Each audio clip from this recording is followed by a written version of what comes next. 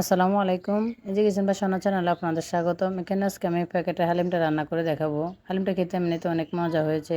প্রথমে আমি পেঁয়াজ কুচি, তারপর আদা বাটা, রসুন বাটা এগুলো একটু ভেজে নেব। দারচিনি, এলাচি, তেজপাতা দিয়েছি। এখানে হলুদের গুঁড়ো, মরিচের গুঁড়ো, লবণ পরিমাণ মতো দিব। কমিয়ে দিতে হবে, হলুদের গুঁড়োটা বেশি দিবেন না।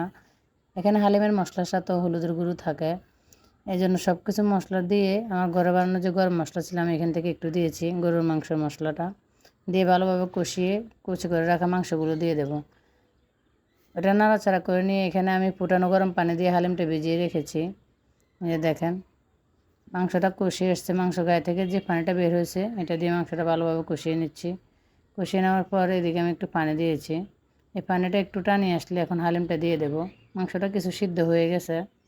এখন যে হালিমটা আমি ভিজিয়ে রেখেছিলাম ওটা দিয়ে দিয়েছি। এখানে মাংসটা যত বেশি মজা হবে হালিমটা তত বেশি মজা হবে। দিয়ে নাড়াচাড়া করে একটু বেশি করে পানি দিয়ে দেবো যেন ডালটা ভালোভাবে সিদ্ধ হয়। হালিমের ডালটা যত বেশি ভিজিয়ে রাখা যায় তত তাড়াতাড়ি সিদ্ধ হয়ে যায়। হালিমটা খেতেও ভালো লাগে, একটু টেস্টি হয়। এখন আমি আবার এখানে হালিমের যে মশলাটা আছে মশলাটা পরবর্তীতে আর একটু রাখছি এখানে পরে দিয়ে দেওয়ার জন্য। এখন উপরে দিয়ে আর একটু মশলা দিয়ে দেবো। মশলাটা দিয়ে ভালোভাবে ফুটিয়ে নিয়েছি।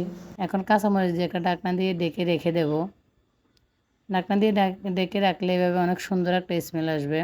তারপর এখানে আমি পরিবেশন করে নেওয়ার জন্য উপরে দিয়ে এখন আমি পেঁয়াজ বেরেস্তা, শসা কুচি, কাঁচামরিচ কুচি, ধনেপাতা, লেবুর রস দিয়ে দেব।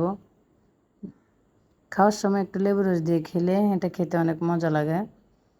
হালিমটা এমনিতে অনেক মজা হয়েছে, আপনারা বাসায় ট্রাই করে দেখবেন। মাংসটা যত বেশি টেস্টি হবে হালিমটা তত বেশি মজা হবে। আসসালামু আলাইকুম।